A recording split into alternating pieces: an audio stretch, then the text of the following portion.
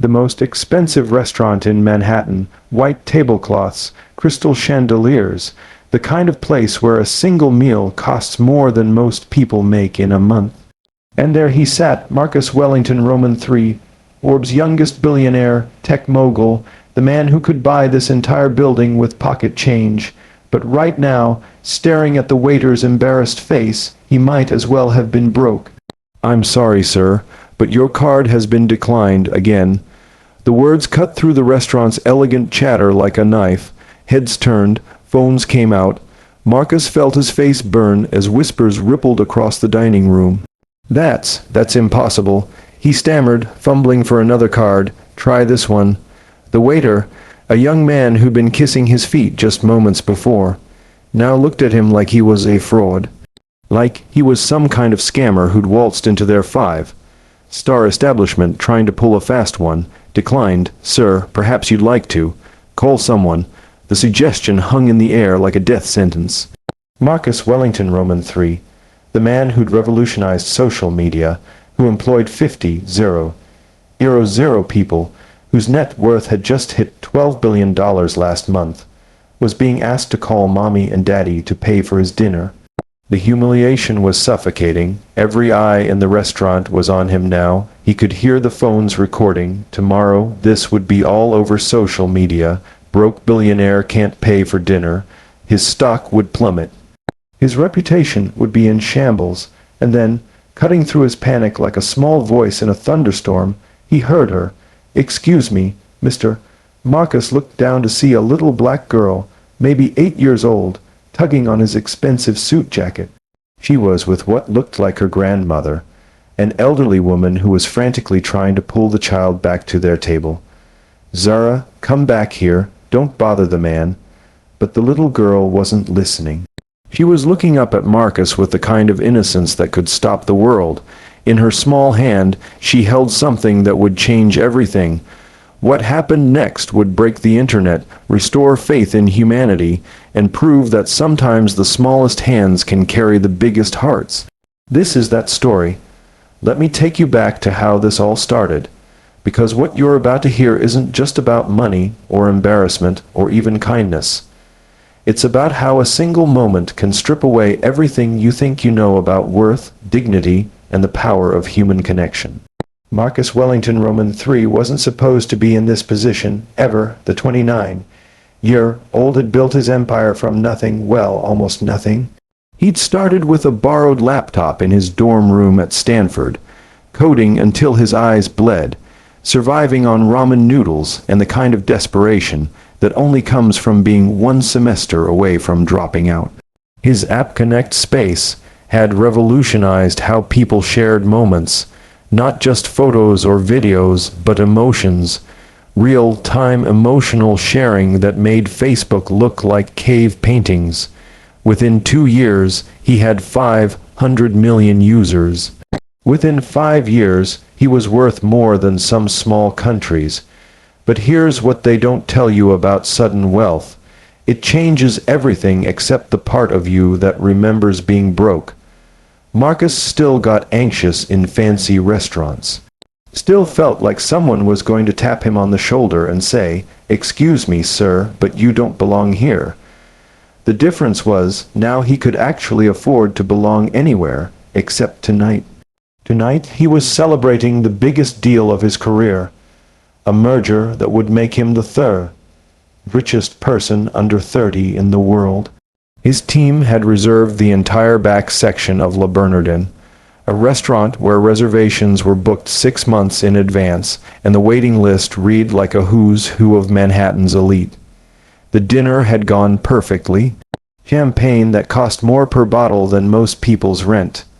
Wagyu beef that melted like butter. The kind of meal that made you understand why people fought wars over luxury. But then came the check. $47,000 for 8 people. Marcus didn't even blink. This was Tuesday for him. He handed over his Black American Express, the card with no spending limit, the card that marked you as financial royalty, the card that had never, in 5 years, been declined for anything. Declined. There must be some mistake. He'd said confidently, "Try it again." The waiter, A consummate professional named James, who'd probably seen every kind of dining disaster, tried again with the kind of smile that said he'd witnessed this movie before. Rich guy's card gets declined. Rich guy makes a scene. Rich guy calls his accountant. Rich guy storms out promising to sue everyone. Declined. That's when the panic started setting in. Marcus tried 3 more cards. His personal Visa, his business MasterCard, even his old college card that he kept for emergencies. Every single one declined. His business partners started exchanging glances. His assistant began typing furiously on her phone, probably trying to reach his financial advisor. The table that had been buzzing with celebration just minutes before now sat in the kind of silence that screams louder than any argument. But it wasn't just his table anymore. The restaurant's carefully orchestrated ambience was cracking. Other diners were noticing. Phones were coming out. Marcus could practically hear the Twitter posts being composed. Breaking. Tech billionaire can't pay restaurant bill. In the age of social media, humiliation traveled at the speed of light. And Marcus knew that by tomorrow morning this story would be everywhere. The headlines were writing themselves. Paper billionaire exposed. Tech mogul's empire built on credit cards. The fall of Marcus Wellington Roman III. His stock would crash. His investors would panic. His employees, 50,000 people whose livelihoods depended on him, would wake up to financial chaos. All because of a declined credit card. But here's the thing about rock bottom. It's the only place where miracles have room to happen. Because, sitting 3 tables away, a little black girl named Zara was watching this entire scene unfold. And unlike everyone else in that restaurant, unlike the business partners calculating their exit strategies, unlike the waiters wondering if they'd get stiffed, unlike the other diners recording for social media clouts, Zara saw something different. She didn't see a billionaire having a public meltdown. She didn't see a potential fraud being exposed. She saw a person who looked scared and alone. And sometimes that's all it takes. The restaurant had become a theater, and Marcus was the unwilling star of the most humiliating performance of his life. "Sir," James the waiter said, his professional composure starting to crack, "perhaps we should speak privately about this situation." Translation: get this circus away from our other paying customers. Marcus felt sweat beading on his forehead despite the restaurant's perfect climate control. His business partners, men who'd been calling him a genius just 20 minutes ago, were now avoiding eye contact like he had a contagious disease. "There has to be an explanation," Marcus muttered, pulling out his phone with shaking hands. "Let me call my bank." But even as he dialed, a sick realization was creeping in. This morning, he'd gotten a cryptic email from his financial advisor about irregularities in his accounts, something about a compliance review that would temporarily restrict access to certain assets. He'd been too busy, too confident, too successful to pay attention. Now, sitting in the most expensive restaurant in Manhattan with every eye in the place watching him squirm, those ignored warnings felt like knives in his chest. The phone rang once, twice, 3 times. "You've reached Goldstein Financial Advisory. Our office hours are—" Marcus hung up. It was 9 p.m. on a Tuesday. Of course they were closed, of course, Marcus. Whispered David Chen, his business partner and supposed friend, "Maybe we should just leave. I can cover this for now, and you can pay me back when you sort things out." The offer should have felt like a lifeline. Instead, it felt like a public execution. David covering a $47,000 dinner bill. The story would be all over the financial blogs by midnight. Wellington's business partner bails him out of restaurant disaster. "I don't need you to cover anything," Marcus snapped, louder than he intended. "There's obviously some technical error. I have more money in my checking account than this restaurant makes in a month." But even as the words left his mouth, they sounded hollow, desperate, like the kind of thing someone says when they're trying to convince themselves as much as everyone else. James the waiter cleared his throat. "Sir, I understand this is frustrating, but we do need to resolve this. Perhaps you have cash." Cash? When was the last time Marcus had carried actual cash? Everything was digital. Everything was automated. Everything was seamless and effortless and designed to make him feel like the financial god he was supposed to be. He pulled out his wallet with trembling fingers, 3 20s and a 5. $65 against $1.47.00 bill. The laughter started at table 12, low at first, then spreading like wildfire through the dining room. Not mean laughter, necessarily, but the kind of nervous giggling that happens when people witness something so absurd they don't know how else to react. Marcus Wellington, Roman 3, the man whose face graced the covers of Forbes, Time, and Entrepreneur, was about to be kicked out of a restaurant like a college kid who'd ordered too much and forgot their wallet. His phone buzzed with notifications, Twitter mentions, Instagram tags. Someone had already posted a video with the caption, "Is this really Marcus Wellington at Le Bernardin?"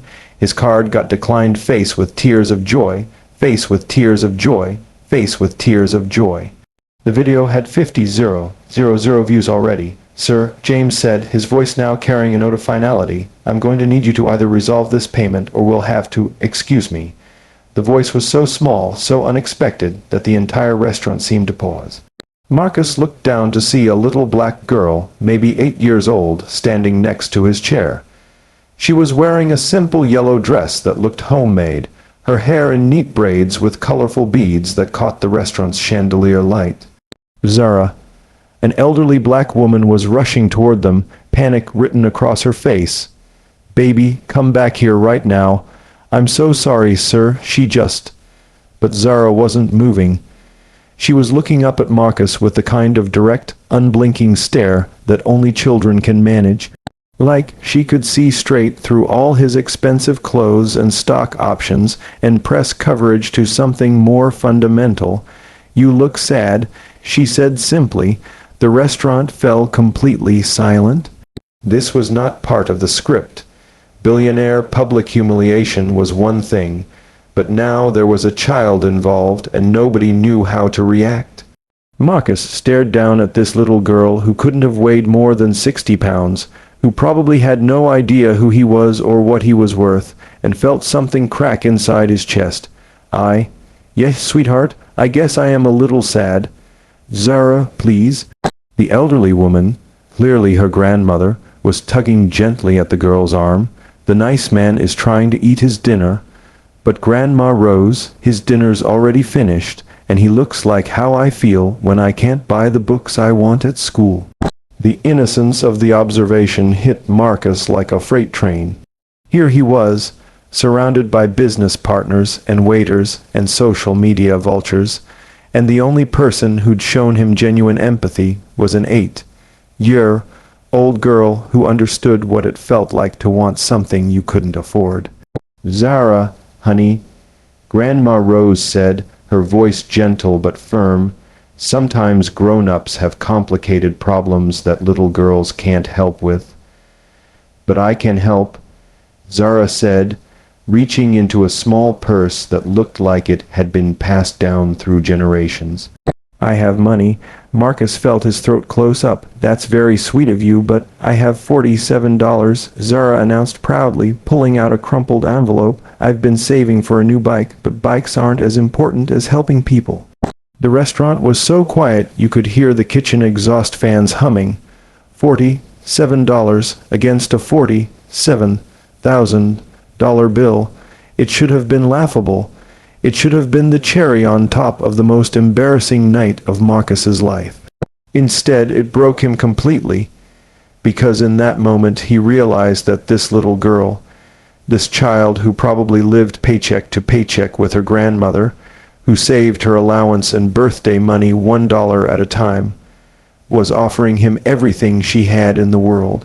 Not because she knew he was famous, not because she expected something in return, not because she was trying to get on social media or impress anyone, but because she saw another human being in pain, and her first instinct was to help.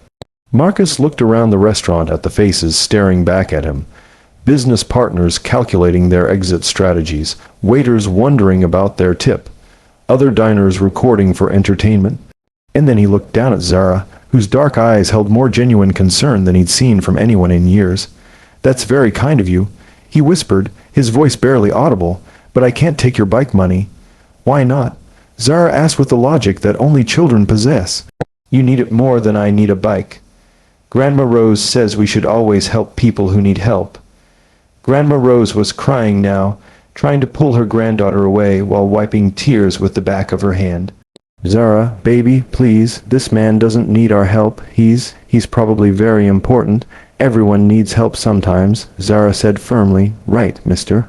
And that's when Marcus Wellington Roman III Billionaire, tech mogul, the man who employed 50 zero people and had more money than some small countries, did something that would change his life forever. He took the envelope. The moment Marcus's fingers touched that crumpled envelope, something shifted in the universe. The restaurant held its collective breath. Phones stopped recording. Conversations died mid-sentence. Even the kitchen seemed to go quiet, as if the entire world was waiting to see what would happen next. Marcus stared at the envelope in his hands, wrinkled from being clutched by small fingers, held together with a piece of Scotch tape with Zara's bike money, written in purple crayon across the front. Inside, he could feel the weight of coins and crumpled bills, a child's fortune, probably earned through chores and allowances and birthday gifts from relatives who didn't have much themselves. "I can't," he whispered, trying to hand it back. "Sweetheart, I really can't take this." But Zara stepped back, putting her hands behind her back with a stubborn determination that only 8-year-olds can muster. "My teacher says that when someone offers you help and you really need it, saying no is like lying," she announced, "and lying is bad." Grandma Rose was openly sobbing now, torn between pride in her granddaughter's kindness and horror at the scene unfolding. "Zara, honey, this man has more money than—" "No, he doesn't," Zara interrupted, her child's logic cutting through the adult complications like a knife. "If he had money, his card wouldn't be broken. When my card gets broken at the grocery store, it means we don't have enough money that week." The simplicity of her reasoning hit Marcus like a physical blow. In Zara's world, a declined card meant one thing: you couldn't afford what you were trying to buy. There were no stock options or compliance reviews or temporary restrictions. There was just need and the ability to meet it, or not. Marcus looked around the restaurant one more time, at his business partners who were already mentally writing him out of their future plans, at the waiters who were calculating whether this story was worth telling their friends, at the other diners who were witnessing the fall of a tech empire in real time. And then he looked down at Zara, who was smiling at him with the kind of pure, uncomplicated joy that comes from helping someone. "You know what?" Marcus said, his voice stronger now. "You're absolutely right. Thank you." He opened the envelope with the care you'd use handling ancient parchment. Inside were two $20 bills, a 5 and 2 ones. $47 exactly, just like she'd said. But there was something else, a small piece of paper folded into a tiny square. Marcus unfolded it to find a drawing in crayon, a stick figure of a man in a suit sitting at a table, and a smaller stick figure of a girl with braids handing him something. At the top, in that same purple crayon, it said, "Helping is good." That's when Marcus Wellington Roman III, the man who had given TED talks about resilience, who had been featured on magazine covers about overcoming adversity, who had built an empire on the idea of human connection, completely fell apart.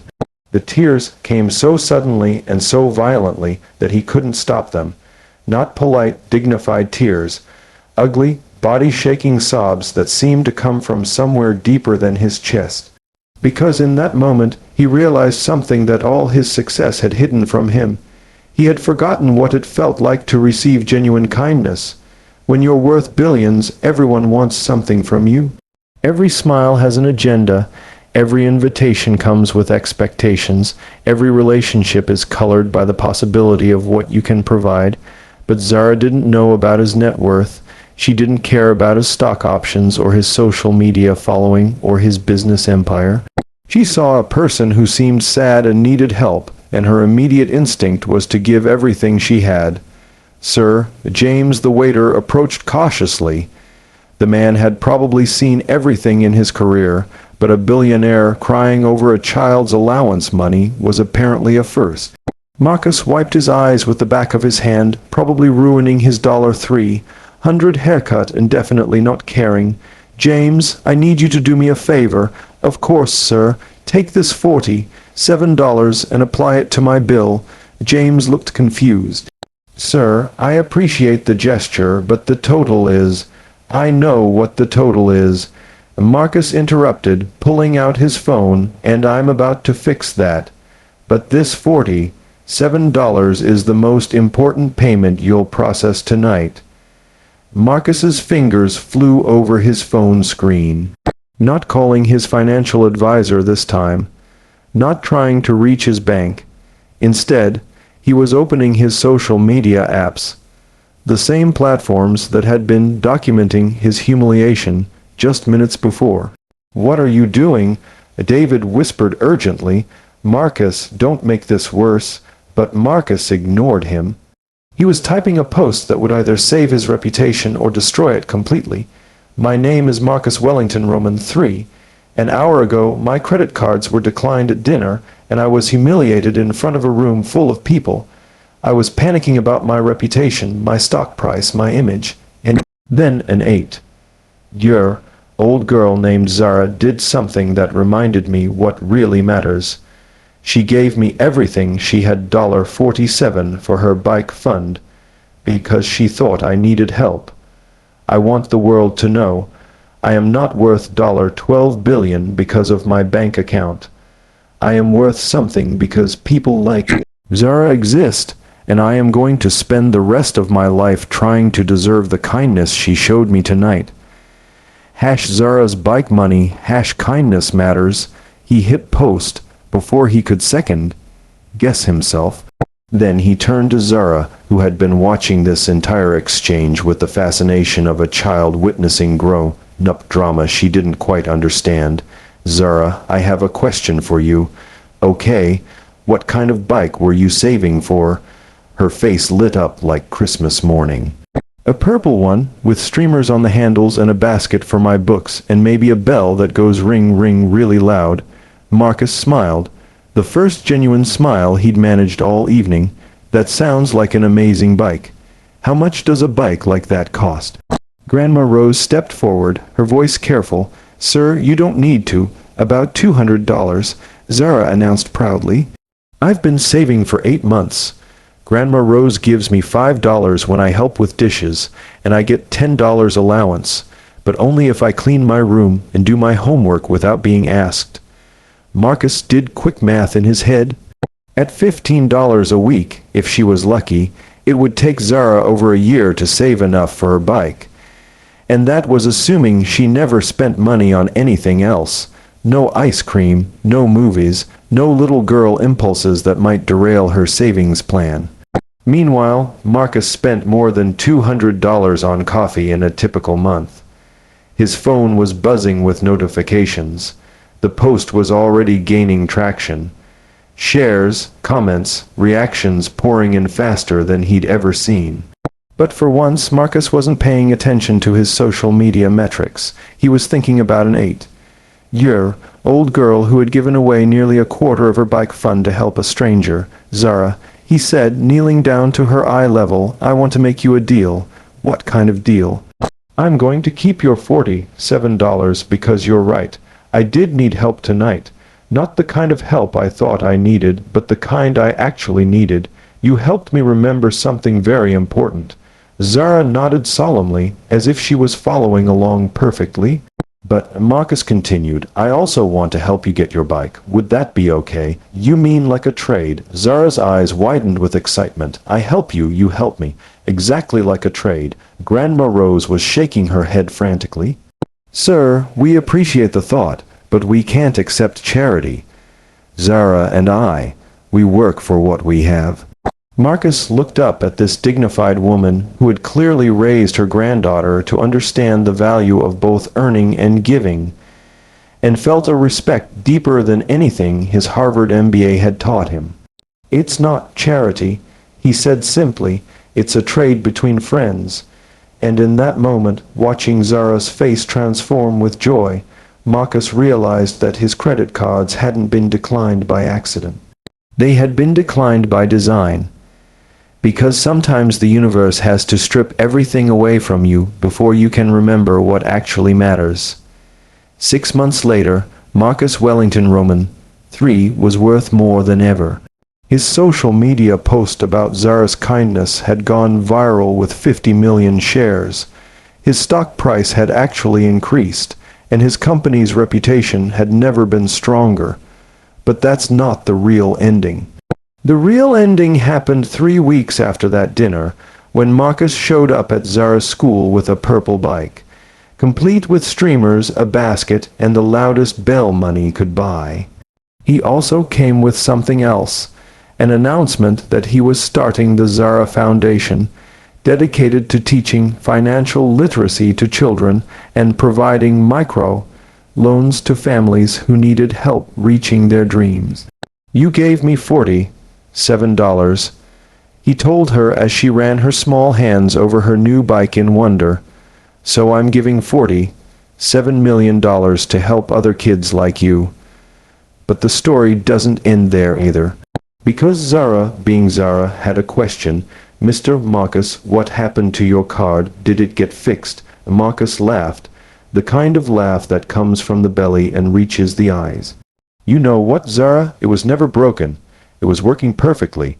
Sometimes things have to stop working the way we expect them to, so they can start working the way they're supposed to. Today, the Zara Foundation has helped over 10,000 families. Marcus still carries that crumpled envelope in his wallet, and Zara still rides her purple bike to school every day. They're still friends, still trading help back and forth, and Marcus has never had his credit card declined again. Not because he fixed whatever technical problem caused it that night, but because he learned something that no amount of money can buy. Sometimes the smallest gestures carry the biggest power to change everything. Here's my question for you. When was the last time you helped someone without expecting anything in return? When was the last time you gave someone everything you could, even if it wasn't much? Drop a comment below and tell me about a time someone's kindness changed your day. Or better yet, tell me about a time your kindness changed someone else's life. If this story touched you, share it with someone who needs to remember that kindness is the most valuable currency we have. And if you know a child like Zara, someone who sees the world with pure heart and gives without counting the cost, tag them. Let them know they're changing the world one small act at a time, because here's the truth, we're all one declined credit card away from needing help. And we're all one small kindness away from being someone's hero. The choice is ours.